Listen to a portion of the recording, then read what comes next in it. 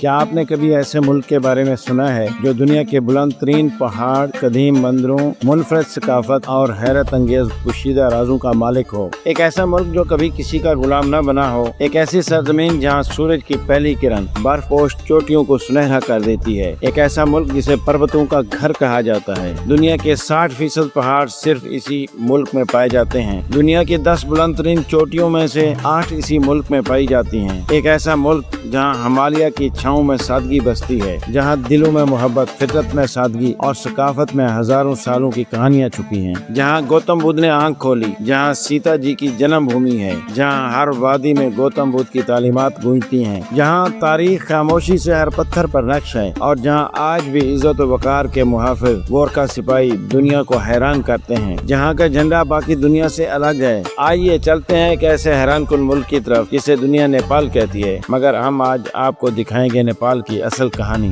History of studio کے معزز ناظرین، السلام علیکم۔ نیپال جنوبی ایشیا کا ایک پرانا اور خوبصورت ملک ہمالیہ کے دل میں واقع ہے۔ اس ملک کے بارے میں مشہور ہے کہ اس کی خوبصورتی دیکھ کر آپ سانس لینا بھول جائیں گے۔ یہاں کی لڑکیوں کو پروت کی شہزادیاں کہا جاتا ہے۔ یہاں کے لوگ انتہائی خوبصورت اور ملنسار ہیں۔ یہ ملک چین اور بھارت کے درمیان واقع ہے، مگر اپنی پہچان، اپنی ثقافت، اپنی زبان اور اپنی سرزمین کے تحفظ کے لیے نیپال نے ہمیشہ دنیا کو حیران کیا ہے۔ نیپال ایک لینڈ لاک ملک ہے۔ یہ ملک شمال میں چین اور جنوب مشرق مغرب میں بھارت کے ساتھ سرحدیں رکھتا ہے۔ معزز ناظرین، نیپال کا کل رقبہ 1,47,516 مربع کلومیٹر ہے اور آبادی تقریباً 30 ملین یعنی 3 کروڑ کے قریب ہے۔ نیپال کا سرکاری نام federal democratic republic of Nepal ہے۔ اسے انتظامی طور پر 7 ریاستوں میں اور 75 اضلاع میں تقسیم کیا گیا ہے۔ نیپال سے ہیرا، لوہا اور مختلف قسم کی معدنیات نکالی جاتی ہیں۔ نیپال کا 25% رقبہ قابل کاشت ہے۔ ٹورزم انڈسٹری سے یہ ملک سالانہ $11 ملین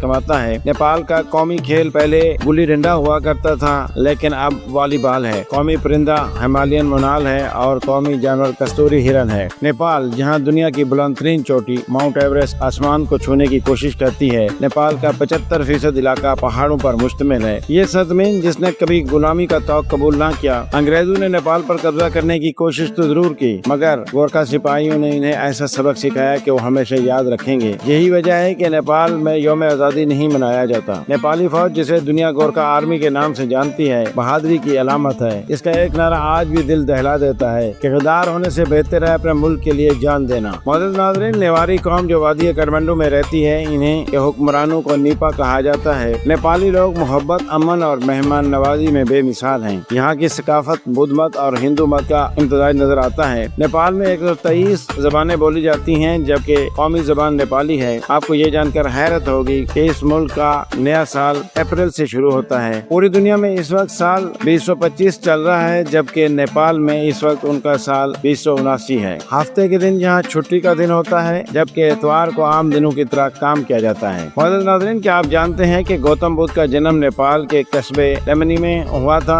اور ہاں، رامائن کی سیتا جی کی جائے پیدائش جنگ پور بھی نیپال میں واقع ہے۔ نیپال میں ہندو مت کے ماننے والے 81%، بدھ مت 9%، مسلمان 4.4% اور باقی دیگر مذاہب کے پیروکار ہیں۔ دارالحکومت کٹھمنڈو نہ صرف ملک کا سب سے بڑا شہر ہے، بلکہ یہاں سب سے زیادہ عالمی ثقافتی ورثے بھی موجود ہیں۔ ماؤنٹ ایوریسٹ دنیا کی سب سے اونچی چوٹی 8,848 میٹر بلند ہے۔ یہاں کی تلوچو جھیل دنیا کی سب سے بلند ترین جھیلوں میں سے ایک ہے۔ اس ملک میں 7,000 سے زائد پھولوں کی اقسام پائی جاتی ہیں۔ اس ملک کو پھولوں کا ملک کہا جائے تو غلط نہ ہوگا۔ پوری دنیا کے 12% پرندے نیپال میں پائے جاتے ہیں، جن میں 25,000 اقسام ہیں۔ اس لیے اس ملک کو ایشیا کا ایمیزون کہا جاتا ہے۔ نیپال کا GDP تقریباً $40 ارب ہے۔ کرنسی نیپالی روپیہ ہے، جو بنگلہ دیشی اور بھارتی کرنسی کے آس پاس ویلیو رہتا ہے۔ 2008 میں نیپال میں بادشاہت کا خاتمہ ہوا اور جمہوری حکومت قائم ہوئی۔ نیپال میں انٹرنیٹ 1994 میں متعارف ہوا اور وہاں کے نوجوان بھی ٹیکنالوجی کے میدان میں آگے بڑھ رہے ہیں۔ ناظرین، 25 اپریل 2015 کو نیپال زلزلے سے لرز اٹھا، ہزاروں جانیں ضائع ہوئیں، مگر نیپالی قوم نے ہمت نہ ہاری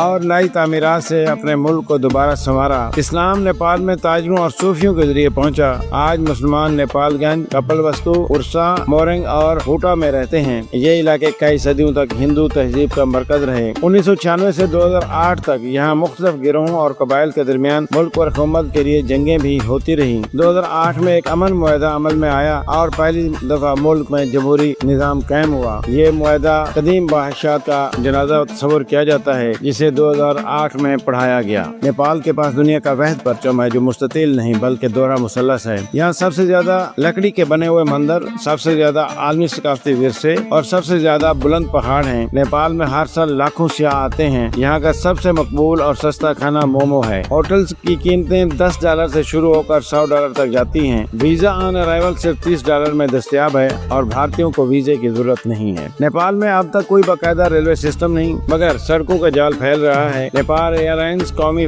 सर्विस है और काठमांडू में मरकजी हवाई अड्डा वाक़ है। इस मुल्क में शरह तालीम 75% है। नेपाल का कॉलिंग कोड +977 और डोमेन नेम NP है। दोस्तों, नेपाल सिर्फ पहाड़ों, मंदिरों या गौतम बुद्ध का वतन नहीं, ये दिलों को जोड़ने वाली सरजमीन है। ये खिता जहाँ तारीख सांस लेती है, जहाँ गोरखों के तलवार ने आजादी की लाज रखी और जहाँ आज भी मोहब्बत, अकीदत और इंसानियत की खुशबू महकती है। नेपाल एक पुरअमन मुल्क है, लेकिन यहाँ गुर्बत, सियासी अदम इस्तेहकाम और बुनियादी सहूलियात की कमी जैसे मसाइल मौजूद हैं। बाज़ दूर दराज इलाकों में तालीम और सेहत की सहूलतें महदूद हैं, लेकिन इसके बावजूद नेपाल के लोग मेहनती और मेहमान नवाज हैं। यहाँ कुदरती मनाजिर, रूहानी सुकून, हिमालय की ठंडी हवाएं और सकाफती विरसा नेपाल को दुनिया के बेहतरीन सियाहती मकामात में शामिल करते हैं। यहाँ के कुछ मकामात और रिवायत आज भी दुनिया से छुपे हुए हैं, खजाने की मानद हैं। मौजूद नाज़रीन, नेपाल एक छोटा मगर दिलकश मुल्क है, जहाँ फितरत, तारीख और इंसानियत एक दूसरे से जुड़ी हुई है। अगर आप कभी सुकून, खूबसूरती और सकाफत की तलाश में हों तो नेपाल जरूर जाएं। क्या आप नेपाल जाना चाहेंगे? कमेंट में जरूर बताएं। और अगर वीडियो पसंद आई हो तो लाइक, शेयर और सब्सक्राइब करना मत भूलें। मिलते हैं अपनी अगली सैर में, तब तक के लिए अल्लाह हाफिज।